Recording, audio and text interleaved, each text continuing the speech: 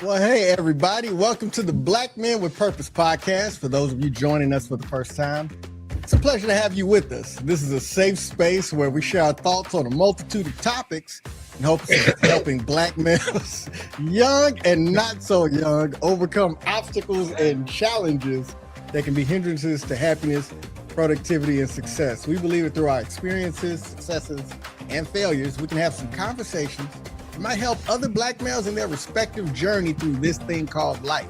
What we also will need is a sound editor to take out all that bumping and coughing that Dr. B was doing in the background. But we've been gone for a while, but we are back. We are excited. We normally get started late January, no later than February. So we had some, well, I'm not going to say we. I had some things going on, so we decided to take a little extra time to come back. But we are excited to be back in the saddle, talking about topics that really impact us and our community, and giving our opinions, but more importantly, our wise and sage advice and perspectives on how to navigate times that can be worth celebrating, but also times that are tumultuous and can be stressful. So today, we're going to be talking about saying it with your chest, politics, power, and perspective. And the purpose of this episode, what we really want to do is we want to create a space for raw, unfiltered expression while subtly guiding towards deeper political awareness and ownership. And so there's a lot to talk about. There's a lot of foolishness going on, but there are also a lot of things where political power and community advocacy and just fighting the power in general is happening. So there's plenty of things that we can be proud of. And whatever comes to the brothers' minds, that's what we are going to talk about. So to set the stage, we're here to let you know we're not here to argue with anybody else's opinion or with each other. We're here to understand what's really beneath our perspectives. And so I want to just get to it. I want to open it up to the brothers to just kind of talk about how they're feeling and where we've been since the last time we talked back in 2025. So I'm going to start with the loud man here, Dr. B.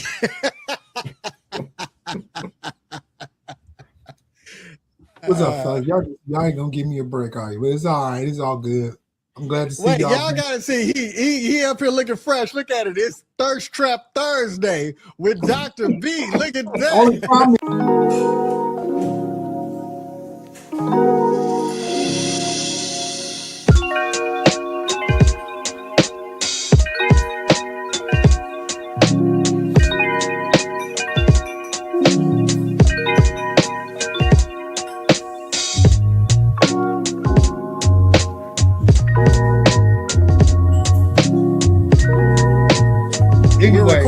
Wednesday, but if you're watching this live, it's going to be broadcasting on Thursday. Now, all right.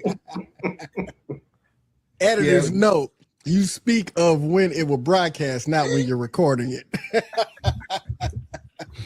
People got to know we're versatile.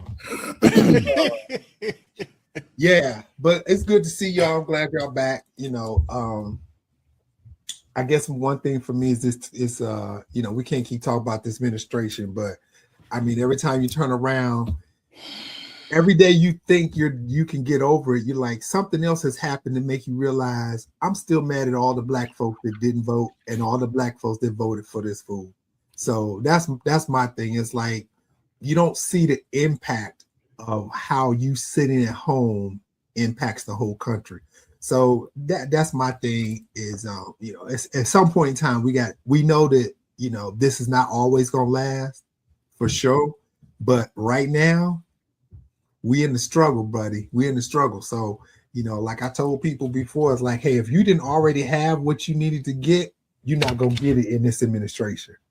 So just, hold on, buckle up, build your faith in God, and hang on for the ride. That makes me laugh. As black men, and we were talking, all of us are we are past the halfway point, because I think we're all going to live to see 100 years old. So we're all past the halfway point, and it just makes me laugh. Men of our generation, specifically black people of our generation, we it's unfortunate everything that's happening, but we've been here, and it does impact us, but we still have joy. We're still celebrating our lives in a way, and we still don't have this mentality that the sky is falling and the world is going to be over, because it's been like this for as long as we can remember. Like, I mean, yeah, they acting crazy, but it ain't never been sweet for us. And it's funny because I see people I know of the other persuasion, and they're just like, oh my God, it's never been this bad, and this is just the worst thing I've ever seen. And I'm like, really? Okay. Listen, this is the US of A. Trust me, baby, it can get worse. But thank you, Dr. B, for getting us open, man. Now let's go to Ray. Talk to us, man. What's been going on with you since we wrapped up? How you feeling about everything? I'm going to take a deep breath and then we're going to proceed. Byron he did put a good cap on it. Been trying my best not to complain, because again, complaining ain't doing any good other than voicing it and getting it out. Sometimes you just gotta vent and let that bottle explode. But we could talk all day about that individual that's sitting in the White House, but I'm not going to give him the energy. But Byron touched on something that I will touch on. That's the black folks that voted for this man, the black folks that chose to sit at home because they didn't like either candidate, or even the people that are claiming to be former MAGA. These folks have, now that they've changed their mind, when we were trying to tell them what was coming our way back in 2024, this is what you can expect. Project 2025 is out there. If you just look at it, it explains everything that is coming, and they didn't believe it. They took the word of a liar again and bought it, just bought the nonsense.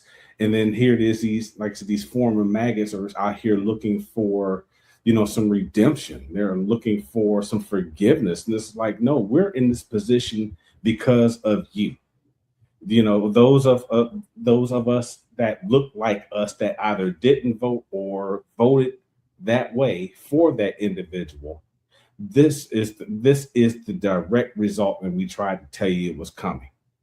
And you didn't want to believe it. You chose to drink the Kool-Aid, and now you're out here complaining about how everything is really more unaffordable, how high gas prices are, and you want to come back and be let back into the fold. And I'm sorry, I'm saying to you, I'm sorry, I got nothing for you. and then hearing the hypocrisy that comes from, again, as an independent, but listening to the hypocrisy comes from the Republican Party saying that the Democrats need to tone down the rhetoric and the violence when that has been their number one thing that they've been their leader has been nothing but spouting negative rhetoric and hatred towards people. But then when something is directed towards him, oh, we need to tone down the rhetoric. It's just it's ridiculous.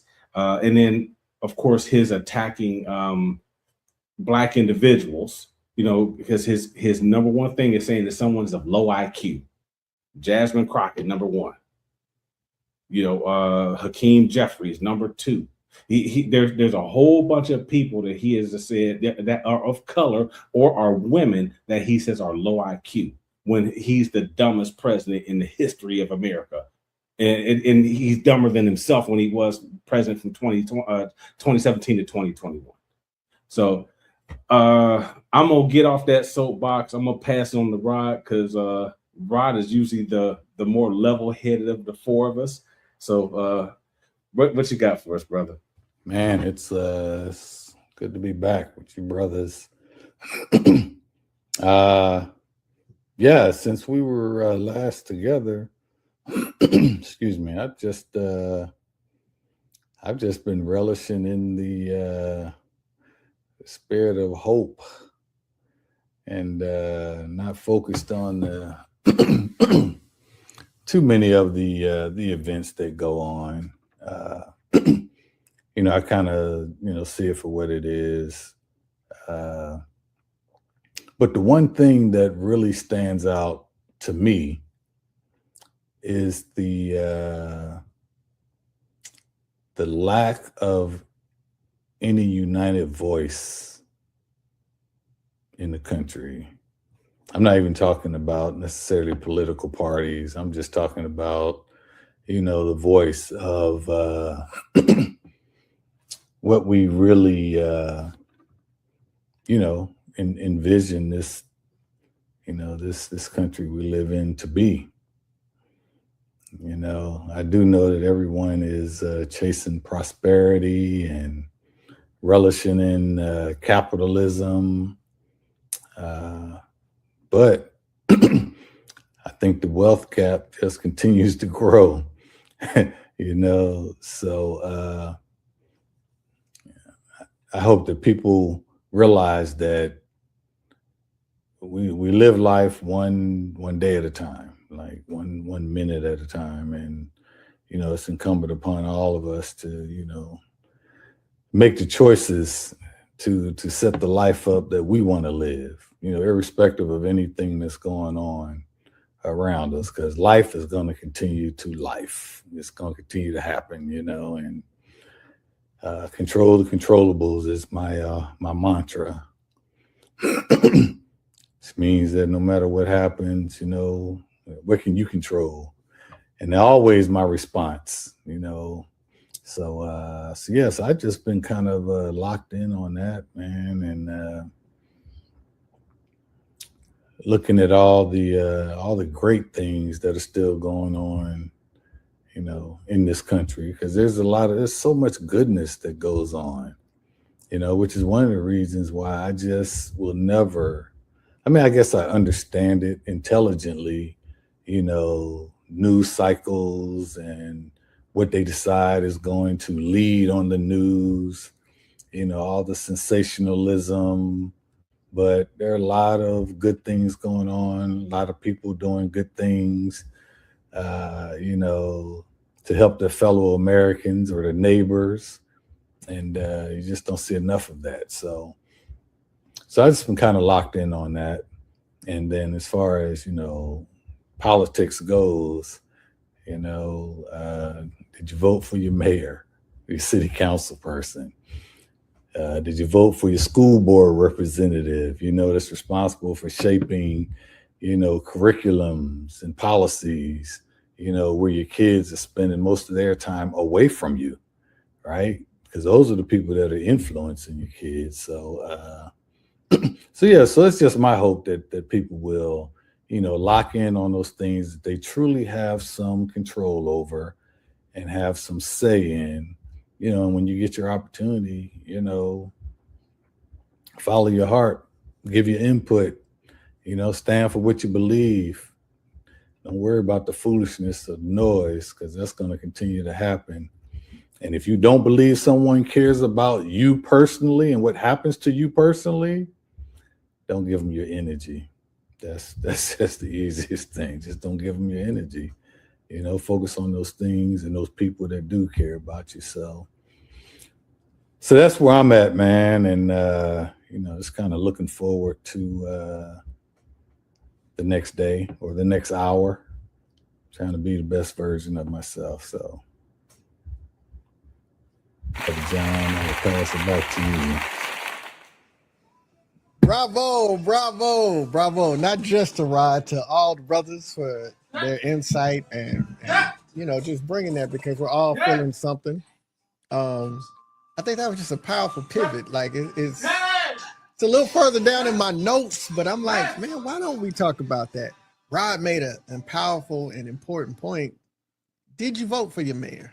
Are you voting for city council, school board? If you live in a city, township, or parish, where you can vote for the sheriff and the county commissioner, have you voted in those? And so here in Virginia, we had the proposition you can vote yes or no for a temporary redistricting of the political map. So I voted in that, but there was also an opportunity to vote for city council. There was a vacancy, and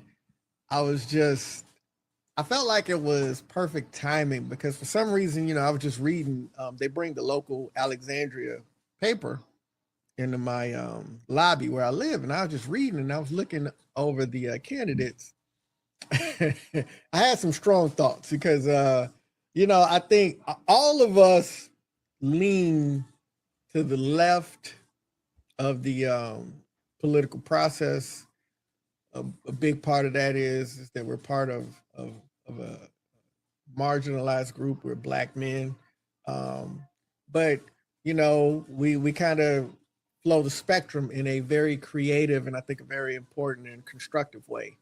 I think some of us are more on the conservative end of the left side, and some of us, I know me personally, I am very much progressive, sometimes radical, and it's always good to be kind of pulled back. And but I looked at it, and I was just looking at the candidates, and I was just like, man, with the way things is going, we got 2 young ladies running and a dude. Ain't no way I'm voting for a man right now with the way the world is going. Turns out I was right. He was a super conservative Republican, but just looking at the other ones, and I just thought about how being connected to my local politics, how it had been positively impacting my life, because we're inundated with how crazy national politics are, and people with hot takes here and hot takes there. And even when something is completely viscerally bad, you still got somebody coming with well, what they're really doing is this, that, and the other. And I'm like, man, if you got to come up with all of these fantastic journeys just to kind of try to make something make sense, maybe the problem is you and them, but just getting involved. Voting for the school board has definitely impacted my personal life, because obviously I'm the parent of a special needs child, and Virginia has doubled down, especially here in Alexandria City. They've doubled down on supports for special needs education, for aftercare, for postgraduate programming and things like that. And like after I retired, that was if not a big reason, that was the main reason why I stayed, is because of the amazing support that I was able to get with my son. And I knew that if I went back to like Texas, I love the state that I'm from, but Texas is like 46 in education, 46, 45, something like that. And special needs is tough. You know what I mean? And I think the only other state that is close to Virginia is California, and so it was big for me because I saw how my own being active in my local politics impacted my life, man. So I kind of want to go in there because I remember before we took a break, Rod, you were involved in some local, what was it? There was some local stuff you was involved in. I just think that point was just so important. And I really like to get y'all's opinions, thoughts, and ideas on, the shift from national politics to looking at local power and how our voting and community building can really impact our economic standing and influence in our communities. So let me see who I want to start with. I'm gonna put the pressure on Ray. Let's start with you, brother. Pressure? What pressure? It's funny because everything that you said, I literally have here in my notes. Somehow, some way, we have got to convince people of color the most that our vote is important. Again, we could show them. There's a million examples of if our vote wasn't so important, they wouldn't be trying to take it from us. Just today, the Florida State Senate voted to gerrymander the state again to give the Republicans 4 more seats. So literally there are, out of the entire state, there are 4 blue areas and they're tiny. So that's what it's going to. 4 blue areas throughout the entire state because, and again, if our vote wasn't so important, they wouldn't be trying to take it away from us. And again, I don't know why, but since I was a young man starting to vote 18 years old, the emphasis has always been on the national or the general election. For whatever reason, Black folks just don't feel like their voices count when it comes to, as you all have said, council members, the mayoral, the school boards. And I know Rod has said this before. I believe we've all said it before. Our vote is our voice, and we have got to put our support behind people that are going to do what is best for all of us, especially the most marginalized communities. And if we don't put our vote behind them, then nothing is going to change. It's going to continue to get worse and worse. And if we do vote, or when we do vote, and the people that we put in these positions don't do what they say that they're going to do, then that's when we go back the next time and vote their behinds out. Because if you're not going to do what you said you were going to do to earn my vote, then there's no reason why I should be voting for you a second time or a third time. And that's the trap that we have always fallen into is, especially with the Democratic Party, they make all these promises and then they say what they need to say to get elected, and then everything is status quo, and then we hear from them again in 3 years. So we have got to find a way to really emphasize how important our vote is and make sure that people get out and exercise their rights to vote before they're taken away from us. And I've been constantly, whether it's on social media or out in the public, telling people, hey, you need to, the midterms are coming up. You need to make sure that you cast your ballot. You need to make sure that you're checking your voter registration every month. And then when we get closer to election day, I'm sorry, you need to start checking it every couple of weeks, because these folks are doing what they can do to cheat and make sure that your vote doesn't count, or that you're no longer registered. And then they're going to give you a provisional ballot, which isn't going to count. It's going to let you vote, but it's not going to count towards that election. So we have got to make sure that we get our people and even the other marginalized communities to get out there and vote for people that is going to do what is in their best interest, instead of doing what the most popular people are saying is good or what's bad. So that's all I got right there, John. Brother said, that's all I got. That was, that was 3 points, a poem, and a close. Come on now. I'm just going back on to what Rod was saying about the local voting and how important it is. And I tell you why, because a couple of years ago, there was a sister who was the superintendent in a school district in Indiana. They brought her in. She was the first woman, the first Black woman that was the superintendent. So it was an uproar hiring her. So the board voted 4-3 to bring her on board. Well, guess what they did? The board got rid of 2 people that voted for her and brought one more person in. And long story short, she didn't even get to finish her 3 years as a superintendent. A year and a half or middle of her second year, the board voted her out, and they just said lack of confidence without any justification, without any reason. And guess what? They was able to get rid of her because the local board was changed because why? People didn't come out and vote. And so there was a number of superintendents of color that year. That was what, 2024, 2023. There was about 7 of them around the country that were all impacted in the same way. They changed the makeup of the board locally and just got rid of them because they didn't like them because they was a person of color. And it wasn't like she was not experienced. She had been a deputy superintendent in like 2 other school districts. So, and again, somebody who came up the ranks. It wasn't like somebody who came in directly going into admin. She came up as a teacher, worked her way up into administration, so she had the credentials, got her doctorate in education, got her doctorate from Purdue University. So it wasn't like she got her doctorate, from a paper mill school.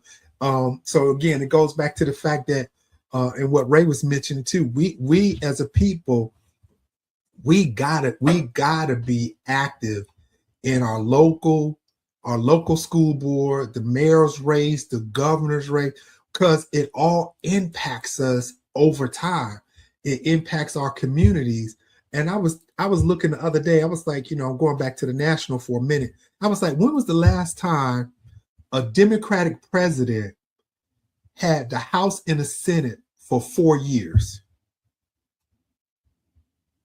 It was Jimmy Carter.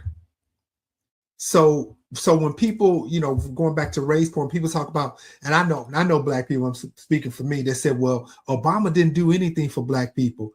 Y'all came out when he first got elected, but you didn't come back for the midterms, and the House got flipped. And going back, you don't understand how important it is for the House and the Senate to be in line with the president. But now you should, because now with 47 in place, guess what he's able to do? He's got the Supreme Court now. He's got the House and the Senate. And all that took place because why? There were times we said, my vote don't matter. I had a brother at the bowling alley was talking. All of a sudden he was like, yeah, I didn't vote because, all that, my vote don't matter and blah, blah, blah. I said, dude, don't talk to my son no more because I want you confusing him. I don't want you confusing him talking about, your vote don't matter and this don't happen. And I said, but, I'm going to talk about the other thing later. But yeah, I like, don't say your vote don't matter and then you want to complain. Don't complain about what we're going through. Don't complain about, high gas price. I don't want to hear that, because if you just had taken time to do your research on your candidates, we'd be in a much better place right now. So, but yeah, that was my take on how important it is for even a local, because they did not support this sister. Guess what? Now your kids aren't being impacted, and John, to your point, she had a background in special education, so that was dear to her, and so for her to take the opportunity away from her because she was just a woman of color is crazy to me. But that's what happens when we don't vote. That is what happens when we don't vote. It's really important. And just, really quickly, I mean, obviously, the man, the myth, and the legend that kicked this line of conversation off, I'm going to pass it to him shortly. But I was just thinking about, if you look at the local level of what's happening when we, have the right kind of people in the administrations, there's a number there's a list of black mayors. You got Karen Bass in Los Angeles, Andre Dickens in Atlanta. John Horn just got the 54th mayor of Jackson, Mississippi, which is by um, all metrics the heaviest concentration of black people in a city. Jackson, Mississippi is tops. I think it's close to 70% black. You got Eric Johnson in Dallas, Texas. I'm not a huge fan, but I think it's important. We still have Muriel Bowser in DC, and I think it's important for DC to have a black mayor. That's just very important to us. But then, there's some stars out. Brandon Johnson in Randall Woodfin in Birmingham doing some amazing stuff in Birmingham. And then we got Brandon Scott out here in Baltimore, and just amazing things that we're doing when we, maybe we can't get too involved in the national politics, or the national politics are slanted. We know it's not just a race thing and a gender thing. We know it's a lot of APAC money that's causing people that are supposed to be down for the cause to stand by and watch foolishness go on. So we don't want to call out too many of the names because there's so many of them. I think only 4% are not in the pocket of APAC. So, it's easy to talk about who ain't than it is who is, So, but just looking at that, I really look at, I'm loving the leadership of Brandon Johnson in Chicago. And, when he does his press conferences and they always try to catch him off guard, and he's so thoughtful and measured. But you want to talk about putting and implementing things into a city and really changing the lives of the community. Brandon Scott in Baltimore and Randall Woodfin in Birmingham, just look it up and see the things that they're doing, the impact that it's having on graduation rates, on crime, on the economy. It's just amazing. So absolutely, there's a lot to be said of what we can do when we come together politically, if nothing else, at least at the local level, where everything that we get an opportunity to vote on, it impacts us one way or the other. So thank you. Yeah, local elections, local politics. Well, the one thing I want to start off by saying, not to throw a wet blanket on it, but they have their own level of, I won't even say corruption. What I will say, though, is that what I have learned, I think what I've witnessed, is that selfishness can be the root of all evil, as much as people think money is. And certainly we know what money does in corrupting people, but just selfishness. So, when you were talking about the mayors that are doing great things for their community and their cities, that's something that we should pay attention to. How are they actually making a positive impact over their community of people that they've been voted to serve? And I think for too many, they get away from the fact that this is service. I think a lot of people get into politics for the right reasons. And I don't know if they just get drunk from the perceived power or what, but it just seems like, too often they lose their way, and while he's not a mayor, I will tell you someone that I have thoroughly enjoyed watching from afar and just seeing how he conducts himself. And that's Wes Moore.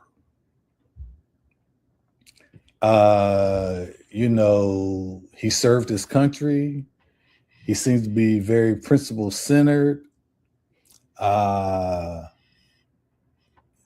He's a great decision maker, by all accounts. Even when people don't like what they see from afar, when you actually dig into it and research about the decisions and the choices that he's had to make, I see someone that cares about his community, cares about his state, his constituents. And the one thing that stands out is that he's committed, based on what I've witnessed, he's committed to serving all his constituents, whether they voted for him or not. And that's what we need more of, right? It's like, if we, held a campaign and, you three brothers didn't vote for me, but I won, I would still have to support you. I would still want and need to listen to you and what you had to offer, and respond, like a human being should, So I think it's a lot to that. And it's my hope and prayer that we as citizens would start paying attention to that. It's clear to see that, some rules apply to some people, they don't apply to everyone. So I would just say I hope people stay encouraged and just recognize that where you can make an impact, go make that impact. And another thing we got to figure out is if we all voted, and we know I would vote for you, Rod. So we got to figure out why Dr. B and Ray didn't vote for you. Like, what's going on? Oh well, yeah, I could probably get their vote. I had a provisional ballot. How about I might have to buy Dr. B's, but I could probably get Ray's for free. Slide that chain. Yeah, but man, them MWR funds to pay him. That's like he needs them MWR funds replenished. Yeah. So yeah, man, but that's where it's at. But even in light of all that's going on, I will tell you that I don't know. I remain encouraged. I refuse to let anyone steal my joy. They didn't give it to me, they can't take it away. That's my motto. So yeah, I hope most people will just approach everything in life from that perspective. Let me do the best that I can, be the best that I can, treat my fellow citizen as I would want to be treated. I mean, that's a lot to be said for the simple rules that we should try to teach kids. And that's another thing, we want to teach our kids something, then we want to do something different. But that's where I'm at with the political thing. Local elections are coming up. I know here locally, they're actually this weekend. So I would hope everyone in Texas goes out and cast their vote. Vote your conscience, vote your heart. Vote for those that have communicated to you that they know and understand what it is you want to see them do while they're in office. So there you go. That's what I'm talking about. That really, sets the frame. I just think about some of the things that we were saying right after the election and right when everything really started hitting the fan. And I remember Rod was really encouraging us, to faith, family, your community, going within yourself, the legacy of strength that our ancestors have provided us with, just focusing on these things. And I have to admit, we've watched craziness happen. Like whenever you got an administration with Donald J. Trump, there's going to be foolishness every day. And through all of that, Straight it's clowns, just, though. Yeah, but through all of that, I've been able to really focus, just side eye some of the stuff I'm seeing, but not lose hope, not feel like there's no way, feeling strengthened and empowered and enjoying uh, the life that I have, the people that I get to have as a part of my life. Grateful to be back in the saddle. Like we always connected with each other, but it's just like we seem to connect a little bit stronger when we're doing this, and so I think that's important to us also. So yeah, that was definitely something that I thought about and I've really carried with me. It's just focusing on those things that are really important. Go outside, touch some grass, be amongst the trees, breathe some air, and say hi to your neighbors. And life feels so different when you're not just, holed up in the house watching doomsday scrolling and news and things saying bad things. So definitely. So when we look at that, I mean, just as we kind of start to slowly, not rushing, but as we start to trend towards closing this episode out, but again, not rushing. We got time, but just kind of looking at it. What has actually changed in our lives, regardless of who's in office. I think we all kind of hit on it. Byron was talking about, people saying what President Obama did or didn't do, which I always think is, I think one of the undercurrents, all of us are leaders and have been leaders and led at high levels. And I think one of the undercurrents that we all understand well is that, when you're leading an established enterprise, it's not like you can just go in there and be the king or the queen and just change everything you want. Like, that's not how leadership works over this. America is an established organization, and I don't care.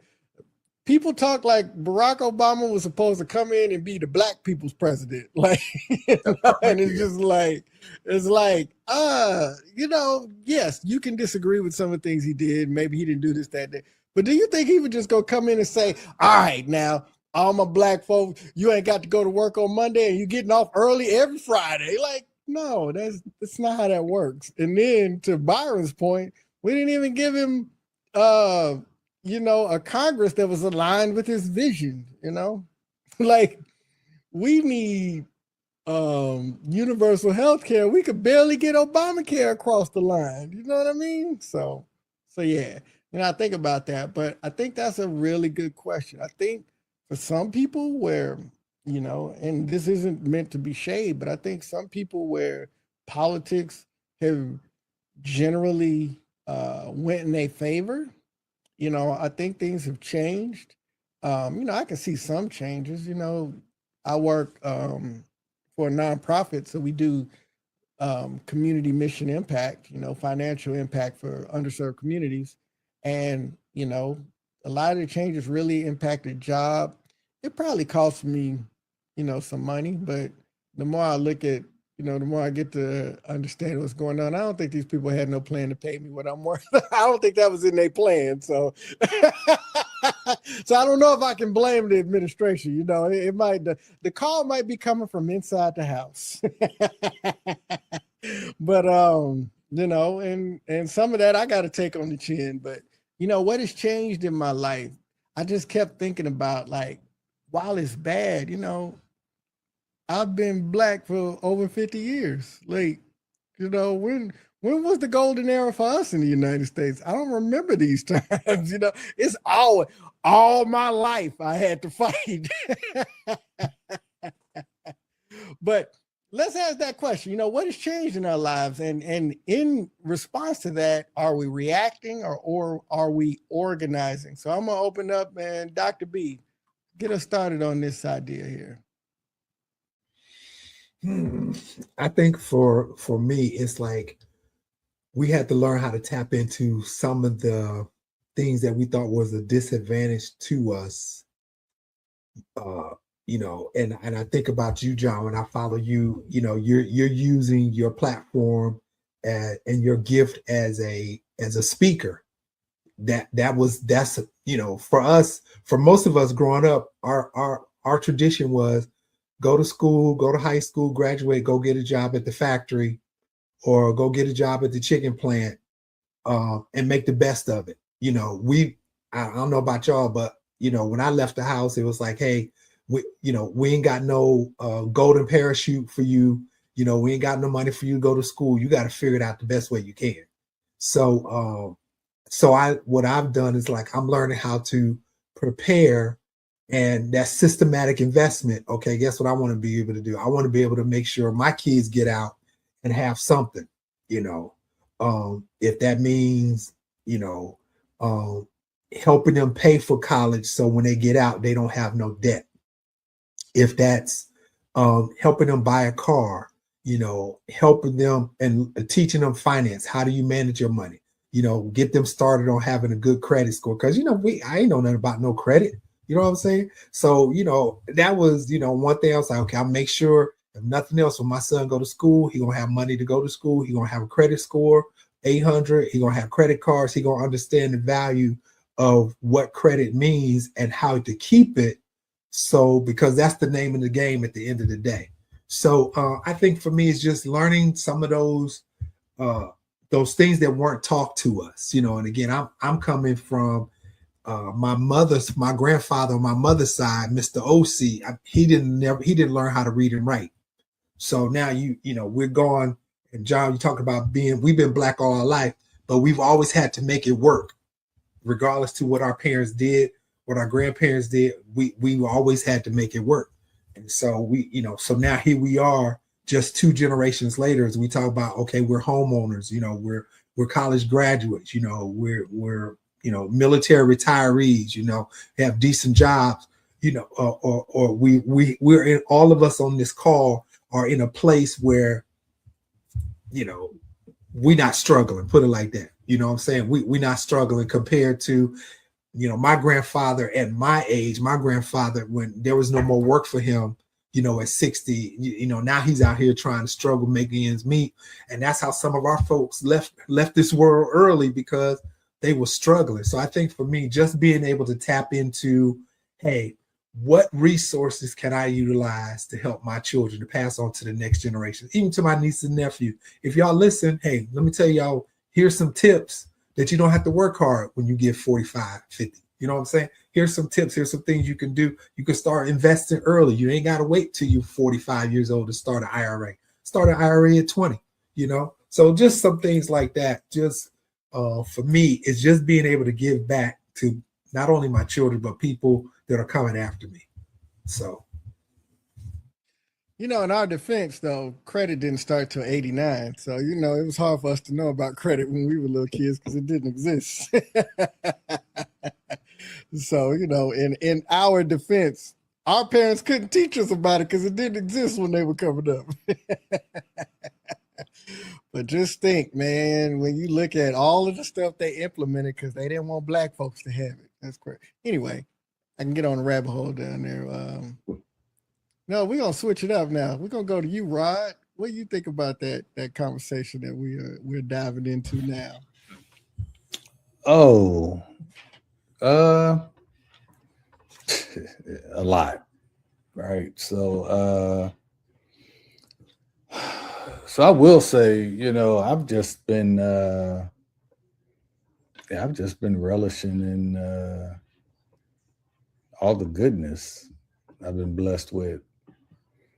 I've thought a lot about and, spent a lot of time researching, the lives that my father lived, the lives that my grandfather lived, back in Prohibition times, and I just realized that, that the opportunities that we've been given is such a huge blessing, even in spite of all the other shenanigans and foolishness, And so for me, I feel, especially at this stage in life, while I still have a bunch of years still left to live, I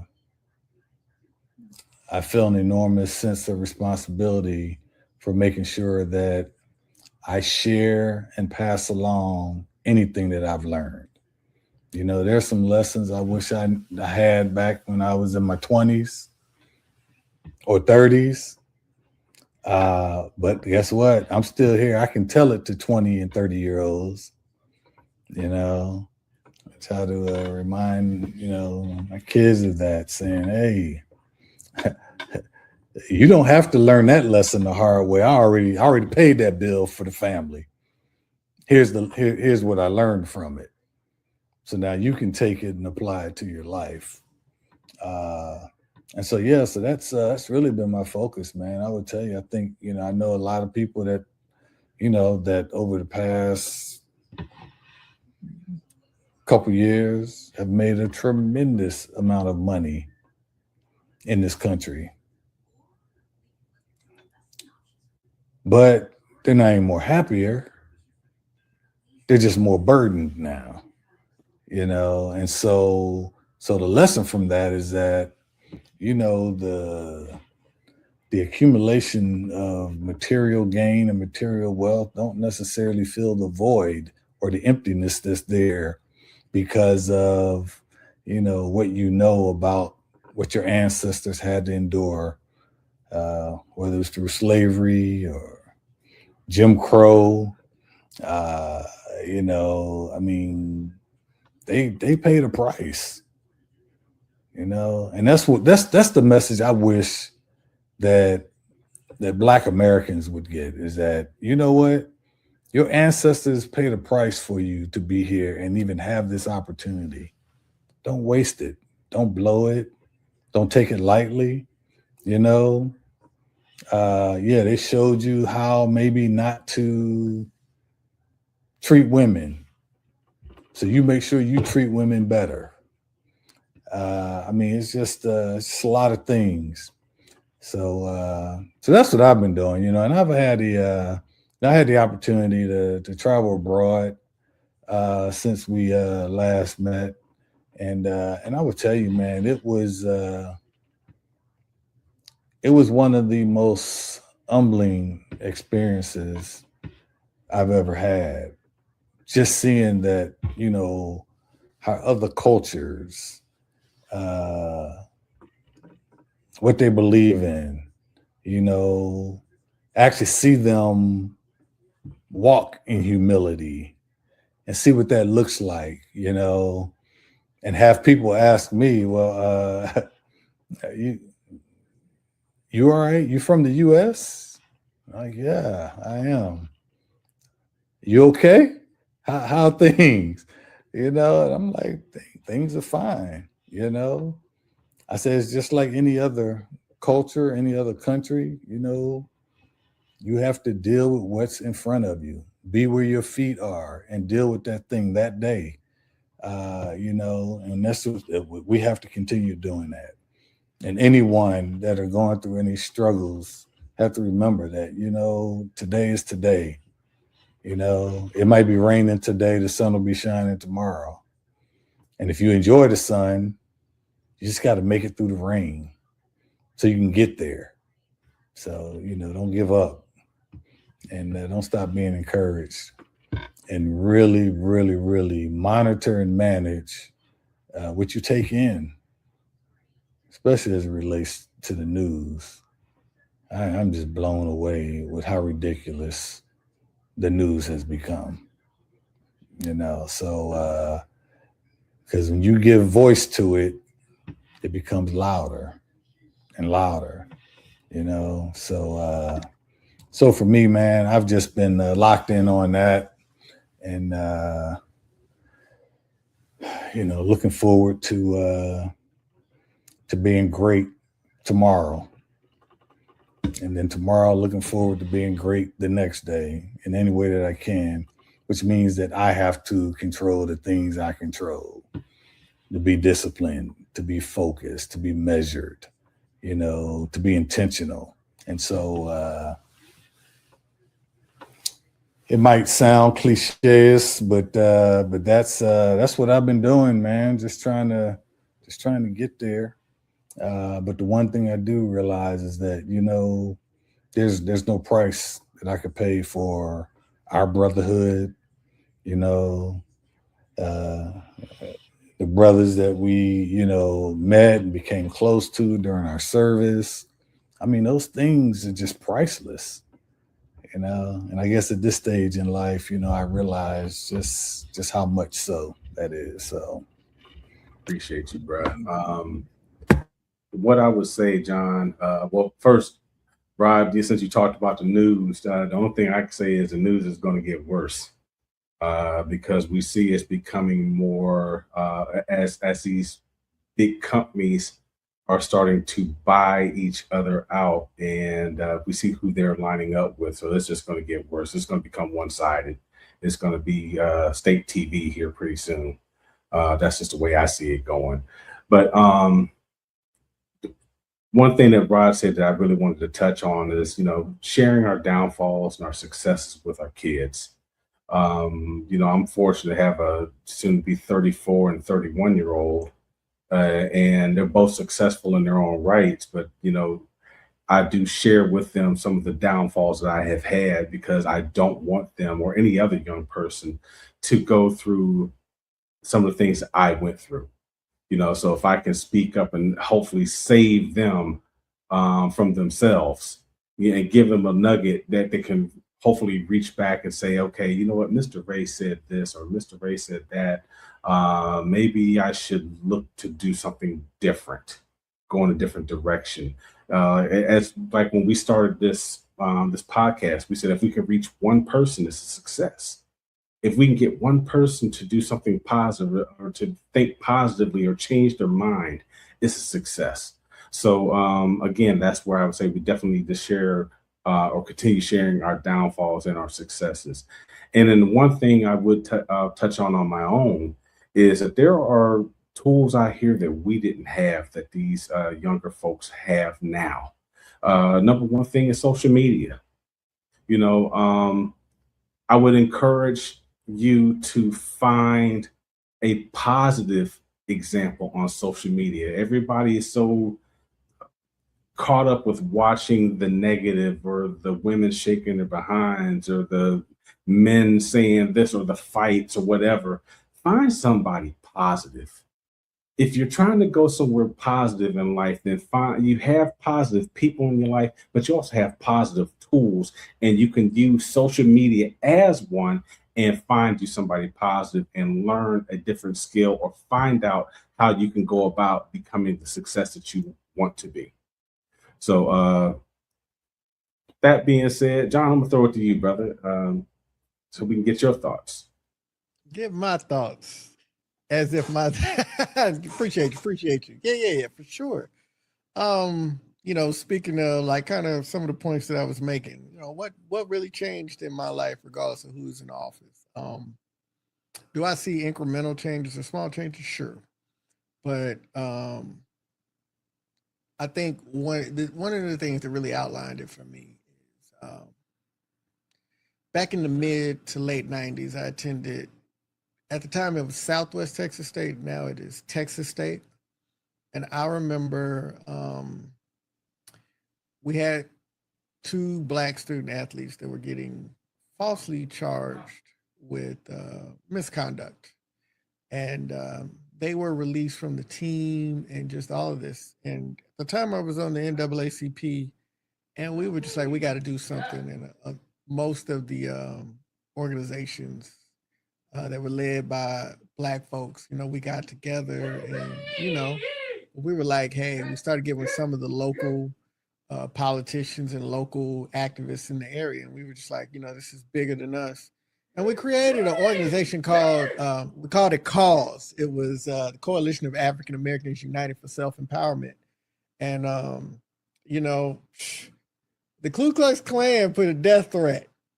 We're talking about a college of 25,000 people. They hacked into the email system and sent out an email making a death threat to myself and the president of the NAACP.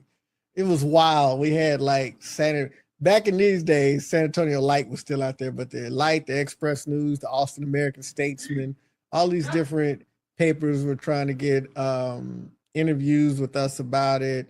And we put on this huge rally on the campus, and we got some of the historic people from that little town of San Marcos that had fought for, and all of this, you know, we made all these impacts. I think we did have the power it got to the point where we wanted to meet with the president of the student union, all of this. It got, for me, it got a little out of hand. I think we lost track of where we really started. But I just kind of said that to kind of set up the picture that was like 1997, you know. And I was during the pandemic around 2020, 2021, I was like, man, people forgot about what we did back then and, the impact that we had. So I was trying to look it up, and some new stuff about Black students protesting at Texas State University came up in 2020, 2021. And it just broke my heart because I was like, I sent it to one of my friends, and he was like, I'm proud, man. They still holding on to our legacy. I said, no, this ain't got nothing to do with it. They still fighting the same problems that we was fighting 23, 24 years ago. And it's crazy. And so has things changed in my life regardless of office? Yes, but not because of who is in office. It's because of me. It's because of my associations with all of you brothers, and things like that. Have there been small incremental changes? Sure. But there hasn't been somebody on the national stage of politics that just really reinvented my life. And I think that's not to say that people haven't done incredible things. I think what they're doing is important, but that's for us to remind ourselves that while who we vote for is important, and them getting in office and what they do is important, what are we doing with the ability that we have at our level to not only change our own lives, but to organize and build up our communities and to fight for things that are important to us. Like, it's not just all right, I vote once every 4 years, I've did my job. No, it's never been that for us. You know what I mean? So like, that's what it really put me at. And so I do believe, like, I'm grateful for the wisdom, because that was what Rod was saying to us. Are we reacting or are we organizing? Whether it's just organizing our own lives, what are we doing? Are we being passive? Because that is how power is able to really create bad outcomes, I'm sorry, when we are passive in our own ability to create change at the level which we find ourselves in. What are we doing to create change where we sit? And that causes a ripple and a wave. And so, when we got together and decided we wanted to do something and we started this is us creating our wave and our ripple in the water and impacting. And obviously, all of us are involved in other ways. This ain't the only thing, but this is part of it. And so I think that's important for us to remember sometimes with the doomsday scrolling and just that idea that, oh my God, everything is so bad. But there's so much that we can do at our level. And there's so much that we have to do at our level. And so we have to be empowered, we have to be inspired, and we have to be engaged to do these things. I think it's very important. So like, that's just a really strong kudos to you brothers, to our brother, Dr. Kev, who this is his brainchild, and he continues to globetrot and check in with us and all of that. We ain't gonna talk about him like he ain't around no more. He's very present and empowering us to keep this moving on. So, for me, that it is the question, what does political power look like for us and not just to us? And it starts with us. So, I want to thank you, brothers. Before we close, I want to open it up. Does anybody have any final or closing thoughts? Just one thing for me. I'm going to touch on something that we've touched on before: mental health. It's very, very important. It's important that we check in with each other. It's important that you check on your loved ones. I'm sure everyone has heard about the tragedy that happened in Virginia with former Lieutenant Governor Justin Fairfax and his family.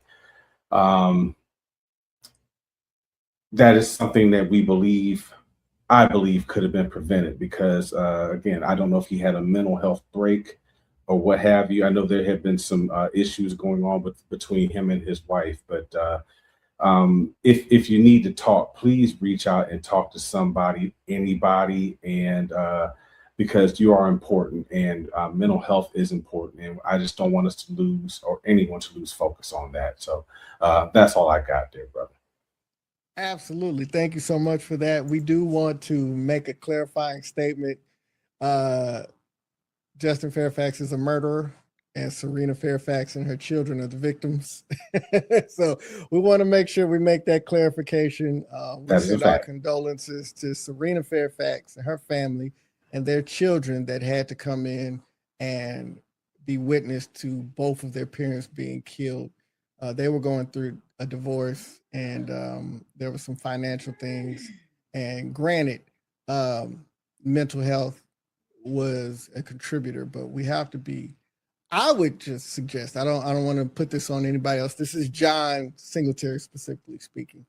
Is that I think it's just important that this was femicide. This was violence against a woman in a sense of control, and I think her safety and the loss of her and what her children have experienced should be amplified higher than the mental health struggles, especially when those mental health struggles have several times in the last few weeks ended up in women losing their lives over the mental health struggles. I think the safety of our women and our children have to be prioritized, but mental health is definitely important.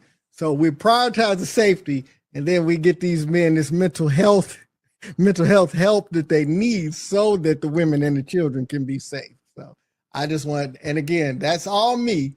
I'm not speaking for any of the other brothers. That's just me. That's a great point, though, brother. And yeah, and I do agree, man. We and in our communities, you know, we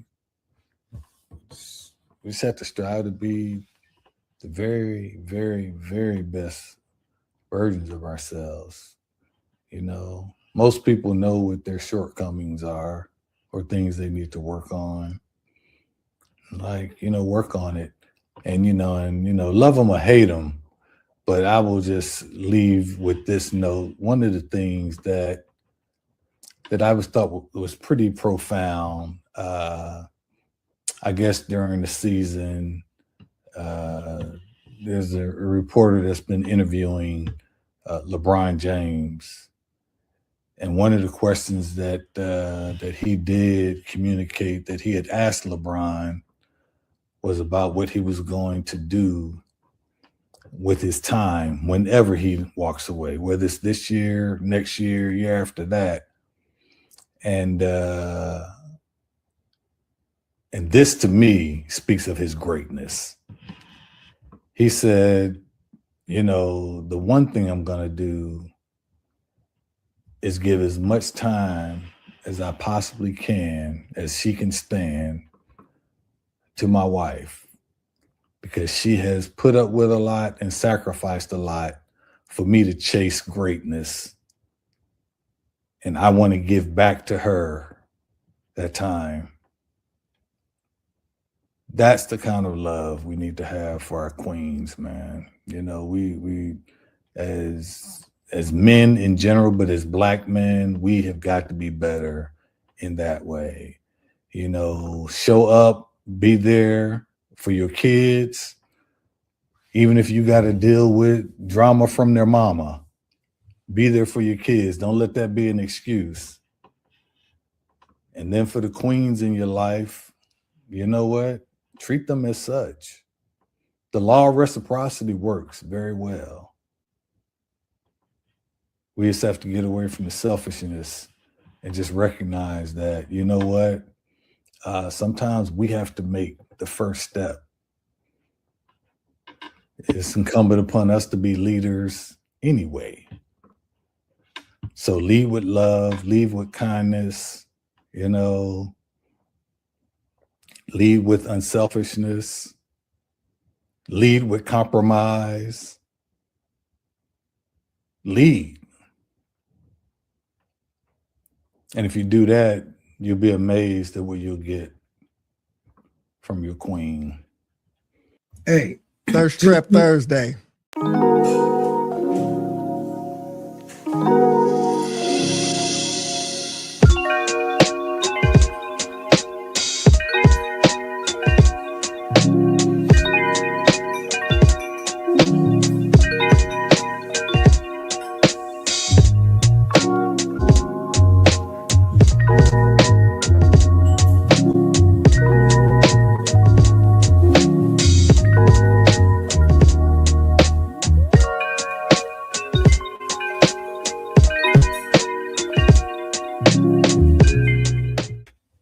And sometimes it's going to cost you to do the right thing.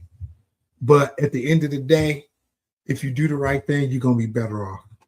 And we've seen time and time again where, and I had this tagline that says, life may not always be fair, but God is always faithful.